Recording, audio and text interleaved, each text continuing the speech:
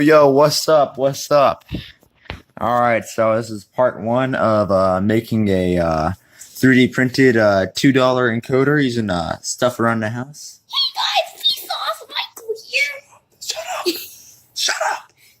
All right, so what we got going here? We got these breadboards, $9, Amazon.com. You know, it came with a bunch of jumper cables and everything. Real useful. Whoa, I'm playing around with Ninja. Okay. So, what Okay. So, I got me a Raspberry Pi 3, right? It's a pain in the butt. Took a while to learn how to use, but got an SSH on my laptop here. I got a remote connection to that. So here's how this works, all right? First on pin 11, I got a cable here. If I just run, first thing I did was learn how to use the pin to run the program. So let's just check this out. This is my first program. Python. Python. LED blink.py. Hit enter. Let's check it out. Random flashing. Pretty cool, right? All right. I just have a 330 ohm resistor right there. Got it out of a nice resistor kit. 1050 resistors for $9. Big assortment. Love this thing. Turns out the bags are labeled. Wish I would have found that out earlier. That was unfortunate. All right, so other thing we have here. I'm designing a 3D printed encoder. I'm not paying $25 for an encoder. I ain't crazy. So I got me one of these things right here. I don't know what they're called. They're photo interrupters. We got this little thing. It's this thingy. 4K. What? Where'd it go? There it is. It's just 4 cables. Got an infrared LED on one side. Then we got a photo transistor on the other side. It just makes more resistance when the LED goes on. So here's how we do it. So here's how we have this set up, right? I got my Raspberry Pi. I got 2 pins. One's input, one's output. Now, the output pin is just to the LED. This is how I keep track of stuff. It goes on and off, right? The input pin, though, is for this thing. This thing was a pain in the butt to solder. Let me tell you this. Solder joints, see those. Zoom in on that.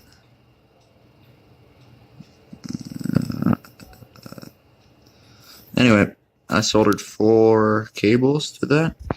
I found out afterwards I should color them. Got that mixed up real quick.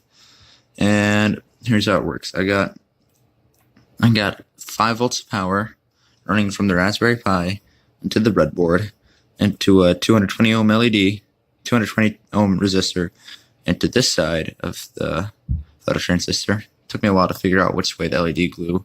I just used my camera to check if the infrared light was on, because cameras can do that. If you can just get to focus, you can see that purple. The purple there is this LED glowing. Yep, it's on. You can tell it's on whenever the purple is glowing. Yeah, anyway, to figure this stuff out, I kind of just used this digital multimeter, check the resistance of this, and turned on some lights to see if it would work, check the resistance again, then did it again and again. I've kind of spent like 6 hours on this, and it's so sad, because I just wish there was better documentation. Oh, don't need this cable anymore. Anyway, so how this works is, 5 volts, 220 ohms on this side. On the other side, we got the 3.3 volts out of here going right there into the photoresistor, right? goes into here. Then it goes back out to the input pin right there. And there's this 1 mega ohm resistor right there to ground it. And that seems to work pretty well because I was having some issues with lack of grounding earlier. Now that it's grounded, it works fine. Anyway, what this does, since I got this working now, got some Python code. Bring that up now. Just open up the text editor. What this does is, oh yeah, this is just a nano text editor for terminal. Luckily, I can connect to my Raspberry Pi over terminal. SSHing in. Anyways, it's pretty simple code. I just set up 2 pins, set up 2 variables, previous state and post count, and then I go into a loop. What it does is it goes into an infinite loop with a pause of 0.1 milliseconds each time, and it checks which port is. It checks if the port is on or off based off of the resistance in this resistor. And then it will, if the state changes, you'll see by this LED indicator, and it'll just add to the pulse count. This is me doing some photo tests. So if we actually see what this does now, let's execute that code. Check this out. Check this out. This is real cool. Now I'm very proud of myself. You can see this LED. You see that piece? Watch closely. Boom, boom, boom, boom, boom, boom, boom, boom, boom. And each time it blinks, the pulse count goes up. See? I'm just pulsing it. So what I can do now is I have my tiny 3D printed encoder teeth prototype. This was the biggest pain in the butt design ever. I had to do some really fancy 3D printing stuff where I made the first layer smaller just so I can get my tolerances right. Right. This is 0.6 millimeter wide teeth.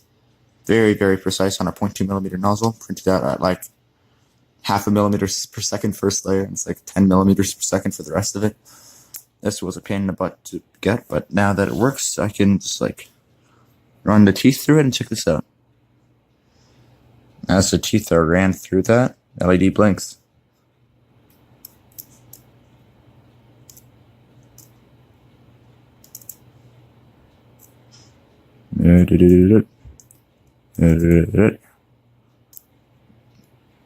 Oh, flicker, flicker, flicker. Flicker, flicker, flicker. Flicker, flicker, flicker. This actually has 10 teeth on it. So whenever I was messing around with this earlier, if I do it consistently enough, I can go ahead and get it to count up 20 pulses at a time. Let's see if I can do it now. It's at 230 right now. Should be able to hit 250 if I run it right. 248. So close. Let's try again. Hit 268. Nope, missed it. Let's try 278 then. 276. Let's try 296 then. I'm really messing up. Let's try 318. Nope, overshot. Let's try 342. Nope. Let's try 358 maybe. Come on. Darn it. Oh, come on. Let's try 382 then. 384. Come on. I was getting this to work so well earlier. Let's try 404.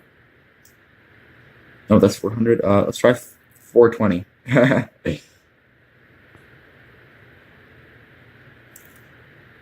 Hey, I got it. I went from 402 to 422.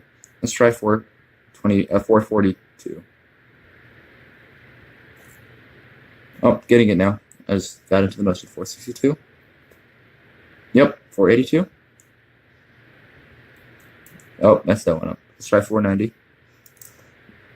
Yay. Alright, so I've just been rushing this thing into it like this. This is my technique.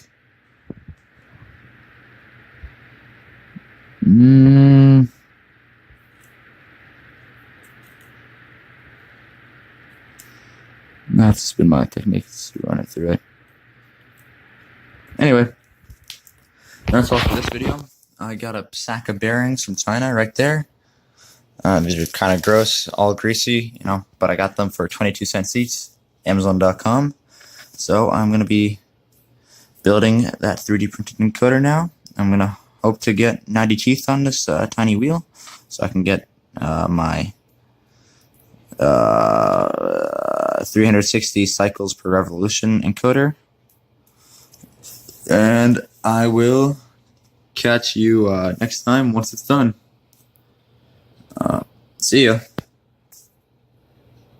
Oh yeah, putting part number for the photo transistor I used below. Very convenient. All right, bye.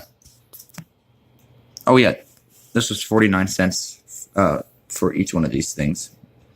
Nice and cheap.